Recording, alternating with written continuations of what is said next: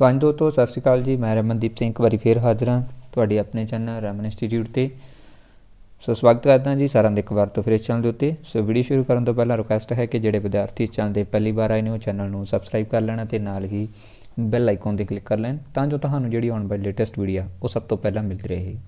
ਸੋ ਇਸ ਚੈਨਲ ਦੇ ਉੱਤੇ ਪੀਐਸ ਟੈਟ ਸੀ ਟੈਟ ਅਤੇ ਮਾਸਟਰ ਗੇਡ ਦੇ ਨਾਲ ਸੰਬੰਧਿਤ ਵੀਡੀਓਜ਼ ਅਪਲੋਡ ਕੀਤੀਆਂ ਜਾਂਦੀਆਂ ਨੇ।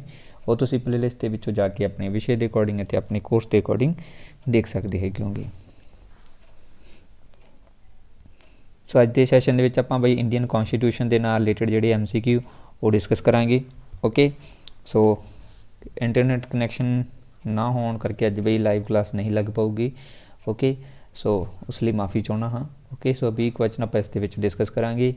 ਸੋ WhatsApp ਗਰੁੱਪ ਜੁਆਇਨ ਕਰਨ ਦੇ ਲਈ ਤੁਸੀਂ ਇਸ ਨੰਬਰ ਦੇ ਉੱਪਰ ਕੰਟੈਕਟ ਕਰ ਸਕਦੇ ਹੋ ਜਿੱਥੇ ਤੁਹਾਨੂੰ ਸਾਰੀਆਂ ਕਲਾਸਾਂ ਦੀ ਜਿਹੜੀ ਹੈ ਉਹ PDF ਮਿਲਦੀ ਰਹੇਗੀ ਅਤੇ ਨਾਲ ਹੀ ਥਿਊਰੀ ਦੀਆਂ ਕਲਾਸਾਂ ਮਿਲਦੀ ਰਹਿਣਗੀਆਂ। ਸੋ ਵੀਡੀਓ ਨੂੰ ਲਾਈਕ ਕਰਨਾ, ਸ਼ੇਅਰ ਕਰਨਾ ਅਤੇ ਕਮੈਂਟ ਬਾਕਸ ਦੇ ਵਿੱਚ ਆਪਣੇ ਸੁਝਾਅ ਦੇਣੇ ਤੁਸੀਂ ਨਾ ਭੁੱਲਿਆ ਕਰੋ ਅਤੇ ਜਿਹੜੇ ਵਿਦਿਆਰਥੀ ਨਵੇਂ ਆਉਂਦੇ ਹੁੰਦੇ ਨੇ ਉਹ ਪਲੀਜ਼ ਚੈਨਲ ਨੂੰ ਸਬਸਕ੍ਰਾਈਬ ਜ਼ਰੂਰ ਕਰ ਲਿਆ ਕਰੋ।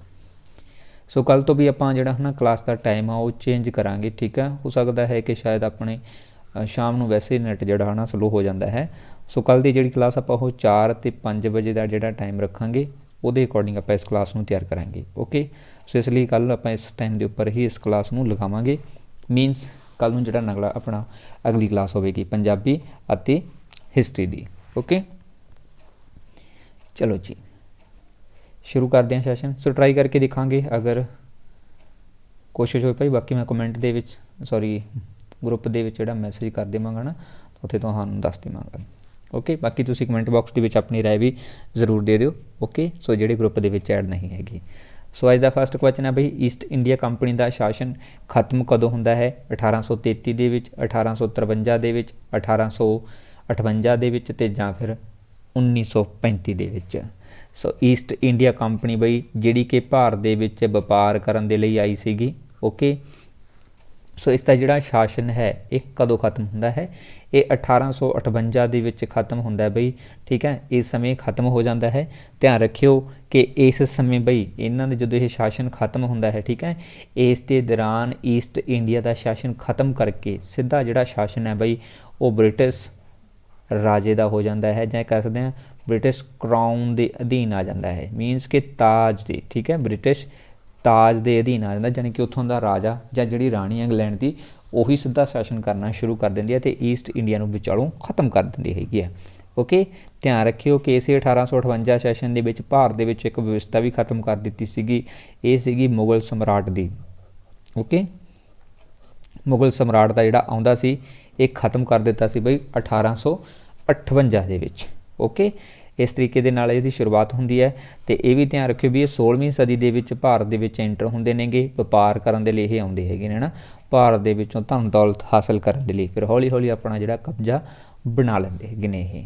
ਨੈਕਸਟ ਹੈ ਬਈ 2 ਨੰਬਰ ਹੇਠ ਦਿੱਤਿਆਂ ਦੇ ਵਿੱਚੋਂ ਗੌਰਮੈਂਟ ਆਫ ਇੰਡੀਆ ਐਕਟ 1858 ਦੇ ਬਾਰੇ ਕਿਹੜਾ ਕਥਨ ਸਹੀ ਆ? ਈਸਟ ਇੰਡੀਆ ਕੰਪਨੀ ਦਾ ਸ਼ਾਸਨ ਖਤਮ ਹੋ ਗਿਆ, ਕੋਰਟ ਆਫ ਡਾਇਰੈਕਟਰਸ ਜਾਂ ਬੋਰਡ ਆਫ ਕੰਟਰੋਲ ਨੂੰ ਰੱਦ ਕਰ ਦਿੱਤਾ ਗਿਆ, secretary of states and council ਨੂੰ ਭਾਰਤ ਸੰਬੰਧੀ ਸਾਰੇ ਅਧਿਕਾਰ ਜਿਹੜੇ ਆ ਉਹ ਦੇਣੇ ਔਰ ਉਪਰੋਕਤ ਸਾਰੀ। 1858 ਦਾ ਐਕਟ ਬਈ ਕਦੋਂ ਹੁੰਦਾ ਹੈ? ਧਿਆਨ ਰੱਖਿਓ ਕਿ ਜਦੋਂ ਬਈ ਹੈ ਨਾ ਅੰਗਰੇਜ਼ਾਂ ਦਾ ਸਿੱਧਾ ਸ਼ਾਸਨ ਯਾਨੀ ਕਿ ਰਾਣੀ ਦਾ ਜਿਹੜਾ ਜਾਂ ਰਾਜੇ ਦਾ ਸਿੱਧਾ ਸ਼ਾਸਨ ਸਾਡੇ ਭਾਰਤ 'ਤੇ ਹੋ ਜਾਂਦਾ ਹੈ, ਉਸ ਸਮੇਂ ਇਹ ਐਕਟ ਪਾਸ ਕੀਤਾ ਜਾਂਦਾ ਹੈ ਜਿਹਦਾ ਨਾਮ ਸੀ ਵੀ government of India act 1858। Okay, ਇਸ ਐਕਟ ਦੇ ਅਧੀਨ ਭਾਰਤ ਦੇ ਵਿੱਚੋਂ ਈਸਟ ਇੰਡੀਆ ਕੰਪਨੀ ਦਾ ਜਿਹੜਾ ਸ਼ਾਸਨ ਹੈ ਉਹ ਖਤਮ ਕਰ ਦਿੱਤਾ ਜਾਂਦਾ ਹੈ, ਸਿੱਧਾ ਕਰਾਊਨ ਦੇ ਨੀਚੇ ਆ ਜਾਂਦੀ ਹੈ। ਇਸ ਤੋਂ ਇਲਾਵਾ ਇੱਕ ਕੋਰਟ ਆਫ ਡਾਇਰੈਕਟਰਸ ਅਤੇ ਬੋਰਡ ਆਫ ਕੰਟਰੋਲ ਜਿਹੜਾ ਹੈ ਇਹ ਸੰਸਥਾਵਾਂ ਬਣਾਈਆਂ ਗਈਆਂ ਸੀ, ਇਸ ਨੂੰ ਵੀ 1858 ਦੇ ਐਕਟ ਦੇ ਅਧੀਨ ਖਤਮ ਕਰ ਦਿੱਤਾ ਜਾਂਦਾ ਹੈ। ਤੀਸਰਾ ਬਈ ਸੈਕਟਰੀ ਆਫ ਸਟੇਟ ਇਹਦੀ ਵਿਵਸਥਾ ਕੀਤੀ ਜਾਂਦੀ ਹੈ ਅਤੇ ਕੌਂਸਲ ਨੂੰ ਜਿਹੜਾ ਹੈ ਬਈ ਸਟੇਟ ਅਤੇ ਕੌਂਸਲ ਨੂੰ ਜਿਹੜਾ ਹੈ ਭਾਰਤ ਸੰਬੰਧੀ ਸਾਰੇ ਅਧਿਕਾਰ ਜਿਹੜੇ ਆ ਉਹ ਦਿੱਤੇ ਜਾਂਦੇ ਹੈਗੇ ਆ, ਜਾਣੀ ਕਿ ਭਾਰਤ ਸੰਬੰਧੀ ਸਾਰੀਆਂ ਜਿਹੜੀਆਂ ਸੁਵਿਧਾਵਾਂ। ਓਕੇ, ਸੋ ਇਸ ਕਰਕੇ ਡੀ ਆਨਸਰ ਸਹੀ ਹੋ ਜਾਊਗਾ। ਨੈਕਸਟ ਹੈ ਵੀ 3 ਨੰਬਰ ਈਸਟ ਇੰਡੀਆ ਕੰਪਨੀ ਦਾ ਸ਼ਾਸਨ ਕਾਲ ਕਦੋਂ ਤੋਂ ਕਦੋਂ ਤੱਕ ਰਿਹਾ ਸੀਗਾ? 1773 ਤੋਂ ਲੈ ਕੇ 58 ਤੱਕ, 1773 ਤੋਂ ਲੈ ਕੇ 1833 ਤੱਕ, 1773 ਤੋਂ ਲੈ ਕੇ 1853 ਤੱਕ ਅਤੇ 1773 ਤੋਂ ਲੈ ਕੇ 1813 ਤੱਕ। ਸੋ ਲਾਸਟ ਸਹੀ ਆਨਸਰ ਹੈ ਵੀ ਇਹਦਾ ਹੈ ਨਾ A। ਸੋ 1773 ਤੋਂ ਬਈ ਸ਼ਾਸਨ ਸ਼ੁਰੂ ਹੁੰਦਾ ਇਹਨਾਂ ਦਾ। ठीक है। ईस्ट इंडिया कंपनी का पूरा प्रॉपर, जिसका पहला जोड़ा बई गवर्नर जनरल सीगा वारेन हेस्टिंग्स, ठीक है। वारन हेस्टिंग जोड़ा है पहला इसका गवर्नर सीगा जिसने इसनों शुरुआत की सीगी, ठीक है। ये रहा 1774 तो लेके 1885 तक। फिर 1858 ਦੇ ਵਿੱਚ 57 ਦੇ ਵਿੱਚ आखिरी ਹੁੰਦਾ है भी 1857 ਦਾ ਵਿਦਰੋਹ ਹੁੰਦਾ है। उस तो बाद फिर ईस्ट इंडिया कंपनी का ਜਿਹੜਾ ਨਾ शासन है वो खत्म कर दिता ਜਾਂਦਾ ਹੈਗਾ। और इस समय बई गवर्नर जनरल सीगा Lord Canning, okay. Lord Canning इस समय सीगा जिसका शासन सीगा भी 1856 तो लैके 1862 तक का समा, ओके। ध्यान रखियो कि यह भारत का अंतम यानी कह सकते हो आखिरी गवर्नर जनरल सीगा जी भारत का यह, ओके। तो पहला वाइसराय सीगा इस दे दिन, ओके बई। नैक्सट चलते हाँ, भारत ते ब्रिटिश क्राउन का जोड़ा है सीधा शासन कदों तो कदों तक रहा है 1858 तो लैके 1919 तक, 1858 तो 1935 तक, 1858 तो लैके 1947 तक, तो 1858 तो लैके 1909 तक। सो सही है भी इसका आंसर सी 1858 तो शुरू होंदा है तो 1947 जदों तक जोड़ा है ना भारत आज़ाद नहीं होंदा लॉर्ड माउंटबेटन तक ना जोड़ा है अगे कंटिन्यू चलता रहता है, ओके। सो 1947 ਦੇ ਵਿੱਚ ਫਿਰ ਇਸ ਨੂੰ ਖਤਮ ਕਰ ਦਿੱਤਾ ਜਾਂਦਾ ਹੈ, ओके। नैक्सट है बई 5 नंबर, भारत ਦੇ ਵਿੱਚ विभाग सिस्टम किस एक्ट ਦੇ अधीन आया सी बई। आ क्वेश्चन वेरी इंपॉर्टेंट है इंडियन कॉन्स्टिट्यूशन ਦੇ ਵਿੱਚ, ठीक है। सो ये किस एक्ट ਦੇ अधीन आया भी Indian councils act 1861, Indian councils act 1892, Indian councils act 1909 तो इंडियन काउंसिल्स एक्ट 1919। सो सही आंसर है भी ਇਹਦਾ ਇਹ आंसर इंडियन काउंसिल्स एक्ट 1861 के अधीन बई विभाग सिस्टम की जी है ना स्थापना की गई सी भारत के 1861 वाले एक्ट के अधीन, ओके। ये थ्योरी के मैं करवा दिता है, जिन्होंने थ्योरी नहीं देखी वो जरूर देख लियो, ओके। नैक्सट है भी भारतीय गवर्नर जनरल को वायसराय का खिताब जोड़ा है वो किस एक्ट राही दिता गया सी। 1861 का Indian councils act, government of India act 1858, 1919 का इंडियन काउंसिल्स एक्ट या फिर 1935 का इंडियन काउंसिल्स एक्ट। सो भारतीय गवर्नर जनरल जोड़ा है वायसराय का खिताब बई कदों दिता गया सी। सो ये बई एक्ट सीगा 1858 वाला गवर्नमेंट ऑफ इंडिया एक्ट, ठीक है। इस दे अधीन बई पहला गवर्नर आखिरी गवर्नर जनरल जोड़ा सीगा और लॉर्ड कैनिंग सीगा, Lord Canning, okay. Lord Canning सीगा ते पहला वाइसराय भी फिर बई लॉर्ड कैनिंग ही बनता है, ओके। ध्यान रख लियो इसका। नैक्सट है भी 7 नंबर, किस एक्ट के तहत भारतीयों को पहली बार देश के शासन प्रबंध के विच हिस्सा लैण दा अवसर या मौका प्राप्त होया सी। Government of India act 1858, Indian councils act 1861, Indian councils act 1892, Indian councils act 1909।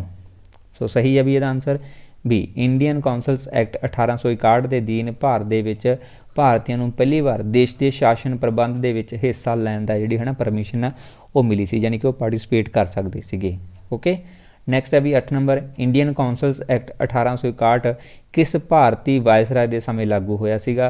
Lord Dalhousie, Lord Canning, Lord Lytton ते जां फिर लॉर्ड रिपन। सो सही है भी इसका answer B, okay. Lord Canning, Lord Canning के दौरान जोड़ा है इसनों लागू किया गया सीगा, पास किया गया सी। नैक्सट है बई किस एक्ट के तहत भारत के विच पहली बार चोण सिद्धांत प्रिंसीपल ऑफ इलैक्शन की व्यवस्था की गई सी। Indian councils act 1861, Indian councils act 1892, 1935 का भारतीय एक्ट ते जां फिर 1919 का एक्ट। सो इन्हां दे विचों बई किस एक्ट के अधीन भारत के पहली बार चोण सिद्धांत है ना मतलब इलैक्शन के थ्रू जोड़ा ना किसी तरह की काम कराने या चोण करनी जी है वो शुरू हुई है, किहड़ा एक्ट उसके लिए रिस्पोंसीबल है। सो इन्हां दे विचों बई इंडियन काउंसिल्स एक्ट 1892, ठीक है। इस एक्ट के अधीन ये प्रथा शुरू हुई सी कि भारत के विच जिन्ना भी कुछ करना है ना वो इलैक्शन जरूरी है, ठीक है। चाहे तो किसी को चुनना है तो चाहे किसी तरह की होर एक्टिविटी है। नैक्सट है बई 10 नंबर, 1899 तो लैके 1905 तक भारत का गवर्नर जनरल तो वायसराय कौन सीगा। Lord Curzon, lord Ripon, lord Dufferin ते जां फिर लॉर्ड लिटन।